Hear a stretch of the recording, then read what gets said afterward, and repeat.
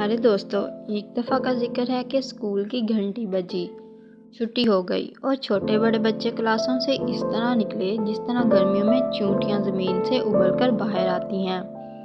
वो जब तक स्कूल की इमारत के अंदर रहे तब तक बिग्गी बिल्ली बने रहे और स्कूल की इमारत से बाहर आते ही शेर हो गए।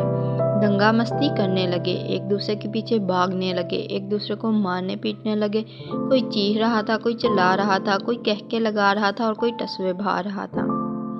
आसपास खुआंचे वाले थे, कोई आइसक्रीम, कोई गोला गंडा, कोई शरबत बेच रहा था। एक शख्स मैली सी टूटी फूटी गाड़ी पर मकई के दाने भून रहा था। दूसरी तरफ दूसरा शख्स शकरकंदी साफ कर रहा था। एक कोने में बर्गर और बन कबाब वाला खड़ा था। स्कूल के बच्चों ने हर एक को घेर रखा था। इस भीड़ भाड़ में वो गाड़ियां भी खड़ी थीं जिनमें बैठकर उन्हें घर जाना था। कुछ गाड़ियां घरों से आई थीं, कुछ गाड़ियां वो थीं जो आमदरफ्त का माहाना किराया ले रही थीं। एक दो रिक्शा, एक दो घोड़ा गाड़ियां भी खड़ी थीं। घर स्कूल के बाहर एक मेला लगा हुआ था। शोर हंगामा, चीखो पुकार, अजीब रौनक थी। इस हंगामे में एक फकीर वहां पहुंचा। इसके दोनों पैर घुटनों के पास से कटे हुए थे। वो लकड़ी के एक तख्ते पर बैठा था जिसमें 4 चाल लगे थे। उसके दोनों हाथों में लकड़ी के ब्लॉक थे और उनकी मदद से तख्ते को चलाता था। हामिद को शरारत सूझी। वो उसके पास गया और बोला, लंगड़ दीन, पैसे के 3, जूते खाओ 3.5। लंगड़ा फकीर गुस्सा हुआ और उसे मारने के लिए लपका। हामिद उसको मुंह चिढ़ाता हुआ भागा। पीछे से सर कलीम आ रहे थे। उन्होंने दूर से हामिद की शरारत देखी और उसे आवाज़ दी, हामिद यहाँ आओ। उस्ताद की आवाज़ सुनकर हामिद की सीटी गुम हो गई। वो मन ही मन में जलतू जलालतू आई बला को टालतू पड़ता हुआ सर के पास आया। सर कलीम ने उसका कान पकड़ा और कहा, तुमने उस बेचारे फकीर का मजाक उड़ाया, कितनी बुरी बात है। वो भी तुम्हारी तरह एक इंसान है, अल्लाह ताला का बंदा है, मुसीबत का मारा है। पता नहीं वो क्यों और कैसे अपाहिज बना। उसका मजाक उड़ाना अच्छा नहीं। अल्लाह ताला के बंदों से प्यार करोगे, अल्लाह ताला तुमसे प्यार करेगा। अल्लाह ताला के बंदों से नफरत करोगे, अल्लाह ताला तुमसे नफरत करेगा। अल्लाह ताला के बंदों का मजाक उड़ाओगे, अल्लाह ताला तुम्हारा मजाक उड़ाएगा। जाओ उससे माफ़ी मांग कर आओ। शाबाश, जाओ जल्दी जाओ। हामिद नदामत के साथ फ़कीर के पास आया और बोला, बाबा मैंने आपका दिल दुखाया, मुझे माफ़ कर दें। ये कहकर वो रोने लगा। फ़कीर मुस्कुराया और बोला, जाओ बेटा जाओ, मैंने तुम्हें माफ़ कर दिया, लेकिन याद रखो आज के बाद किसी अपाहिज और माजूर पर ना हंसना। किसी के दिल से आह निकली तो अल्लाह ताला तुमसे नाराज़ हो जाएगा। जाओ अब अपने घर जाओ, माँ बाप तुम्हारा इंतज़ार कर रहे होंगे। हामिद का दिल हल्का हुआ। वो आंसू पोंछते हुए सर के पास आया और बोला, सर आप भी मुझे माफ़ कर दें। मैं आपसे वादा करता हूँ अब आइंदा किसी गरीब फ़कीर का दिल नहीं दुखाऊंगा। सर कलीम ने मोहब्बत और शफ़क़त से इसके सर पर हाथ रखा, उसकी पीठ थपथपाई और बोले, अच्छे बच्चे इस तरह बड़ों का कहा मानते हैं। जाओ अब घर जाओ। इतने में गाड़ी का हॉर्न बजा। हामिद ने दौड़ लगाई और गाड़ी में जा बैठा। हामिद शरीर ज़रूर था, होशियार और ज़हीन भी था। वो 5वीं में पढ़ता था। सर कलीम उसके क्लास टीचर थे। दूसरे दिन वो क्लास में बैठा था। सर जमात के कमरे में दाखिल हुए। सब बच्चे अस्सलाम वालेकुम कहते हुए खड़े हो गए। सर कलीम ने जवाब दिया, वालेकुम सलाम, बैठ जाएं। सब बच्चे बैठ गए। सर ने पहले हाज़िरी ली, इसके बाद पूरी क्लास पर नज़र दौड़ाई, फिर बोले, बच्चों आज मैं आपको तारीख का एक अजीब व गरीब और सबक आमोज वाक़या सुनाता हूँ। ये सुनकर बच्चे बहुत खुश हुए। सब बच्चों ने सर कलीम की तरफ कान लगा दिए। उन्होंने अपनी बात शुरू करते हुए कहा, ये उन दिनों की बात है जब हिंदुस्तान और पाकिस्तान एक ही मुल्क थे। इस पूरे मुल्क का नाम हिंदुस्तान था। मैं जिस दौर की बात कर रहा हूँ उस ज़माने में बहादुर शाह जफ़र दिल्ली का बादशाह था। वो मुग़ल ख़ानदान का आखिरी चश्मश चिराग था। उसके दौरे हुकूमत में मुगलिया सल्तनत सिकुड़कर लाल किले की 4 दीवारी के अंदर तक महदूद होकर रह गई थी। ज़ाहिर में बहादुर शाह जफ़र पूरे हिंदुस्तान का बादशाह था, मगर असल मानों में पूरे हिंदुस्तान पर अंग्रेज़ सरकार ही राज कर रही थी। बहादुर शाह जफ़र बादशाह होते हुए भी अंग्रेज़ों का अलाकार था। वो जो चाहते या कहते बादशाह वही करता।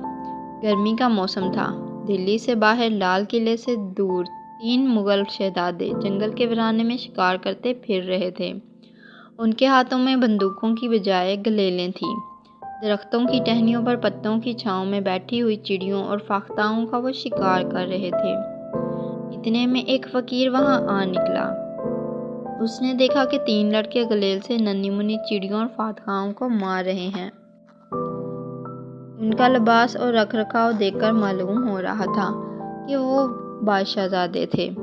وہ لڑکوں کے پاس آیا۔ شہزادے اسے دیکھ کر کچھ حیران سے ہو گئے۔ فقیر ان کے سامنے پہنچ کر ہاتھ باندھ کر ادب سے کھڑا ہوا اور بولا، اے شہزادو، بے زبان پرندوں نے آپ کا کیا بگاڑا ہے کہ آپ ان کی جان کے دشمن بنے ہیں؟ جس طرح ہماری جان ہے اسی طرح ان کی بھی جان ہے۔ جس طرح ہم خوش رہنا چاہتے ہیں اسی طرح انہیں بھی خوش رہنے کا حق ہے۔ جس طرح ہمیں کوئی چوٹ لگتی ہے تو ہم دکھی ہوتے ہیں، اسی طرح چوٹ لگنے سے انہیں بھی صدمہ پہنچتا ہے۔ وہ بھی منہ میں زبان رکھتے ہیں، ہماری تمہاری طرح بولتے ہیں، مگر ہم ان کی بولی سمجھ نہیں سکتے۔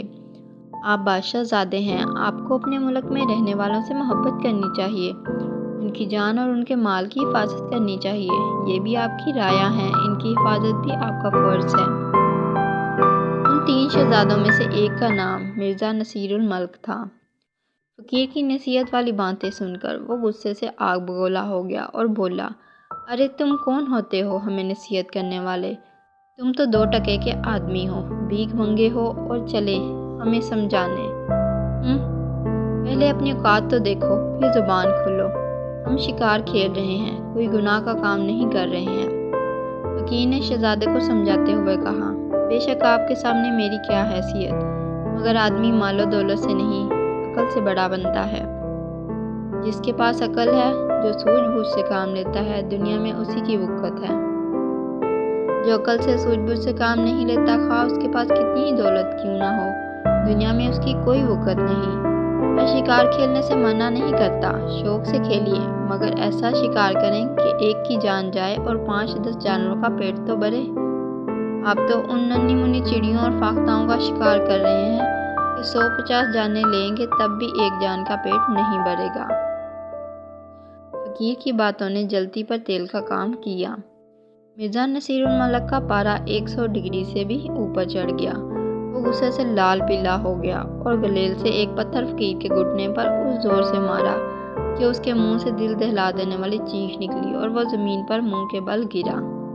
تینوں شہزادے گھوڑوں کی پیٹھ پر بیٹھتے ہی یہ جا وہ جا۔ فقیر نے کراہتے ہوئے کہا، ہائے ظالم، تم نے میری ٹانگ توڑ دی، اللہ تعالیٰ بھی اسی طرح تمہاری ٹانگ توڑ دے اور تم بھی زمین پر گھسیٹتے ہوئے چلو۔ یہ بد دعا دے کر فقیر زمین پر اپنے آپ کو گھسیٹتا ہوا سامنے کے قبرستان کی طرف جانے لگا۔ بات آئی گئی ہو گئی۔ دہلی میں 1858 کا خونی انقلاب آیا۔ اس خونی انقلاب میں مغلیہ سلطنت، اس کا تخت و تاج، اس کی شان و شوکت، عزت و ناموس سب کچھ بہہ گیا۔ کل تک جو بادشاہ زادے تھے وہ فقیر بن گئے۔ کل تک جو دوسروں کی جانوں کی پرواہ نہیں کرتے تھے، ان سے کھیلتے تھے، ان کی جانوں کے لالے پڑ گئے۔ اطلس و کم خواب کے نرم گرم بستروں پر سونے والوں کو گھاس پھوس کا بستر تک میسر نہ آیا۔ عالی شان محلوں میں رہنے والوں کو سر چھپانے کے لیے چھت نہ ملتی تھی۔ سونے چاندی کے برتنوں میں کھانے والوں کو مٹی کے برتن بھی میسر نہ تھے۔ طرح طرح کے قسم قسم کے ترنر والے کھانے والوں کے نصیب میں سوکھی روٹی تک نہ رہی تھی۔ مرزا نصیر الملک کا بھی وہی حال ہوا۔ وہ بہادر شاہ ظفر کا پوتا تھا۔ اس کی خدمت میں ہر وقت نوکر چاکر ہاتھ باندھے کھڑے رہتے تھے۔ اب وہ ایک سوداگر کے گھر نوکر تھا۔ وہ کچھ دنوں تک نوکری کرتا رہا۔ جب وہاں دل نہیں لگا تو دوسری جگہ نوکری کر لی۔ اس طرح کئی سال بیت گئے۔ ایک دن دلی کے بازار میں لوگوں نے دیکھا کہ ایک فقیر، جس کے چہرے بشرے سے لگتا تھا کہ اس کا تعلق مغل خاندان سے رہا ہوگا، گھسٹتا ہوا چل رہا تھا۔ فالج کی شدید بیماری کی وجہ سے اس کے دونوں پیر بیکار ہو گئے تھے۔ وہ چلنے پھرنے سے معذور ہو گیا تھا۔ وہ ہاتھوں کو زمین پر ٹیک ٹیک کر اپنے آپ کو اس طرح گھسیٹتا جس طرح کل شہزادوں کو نصیحت کرنے والا فقیر اپنے آپ کو گھسیٹ رہا تھا۔ لوگ رحم کھا کر ترس کھا کر اس کی جولی میں کچھ نہ کچھ ڈال دیتے۔ حامد سر کلیم نے حامد کو خاص طور سے مخاطب کرتے ہوئے کہا، میں نے آج یہ واقعہ تم سب کو اس لیے سنایا کہ تم لوگ یاد رکھو کہ کسی اپاہج یا مزدور کا مذاق مت اڑاؤ، اس کا دل مت دکھاؤ۔ اگر اس کے دل سے ہائے نکلی تو یاد رکھو وہ ہائے ساتوں آسمانوں کو چیرتی ہوئی عرش رب جلیل سے جا ٹکرائیں گی۔ پھر اس کا نتیجہ کیا ہوگا؟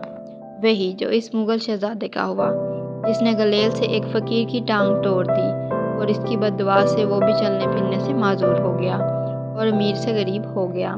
ابھی سر کلیم نے اپنی بات پوری نہیں کی تھی کہ پیریڈ ختم ہونے کی گھنٹی بجی۔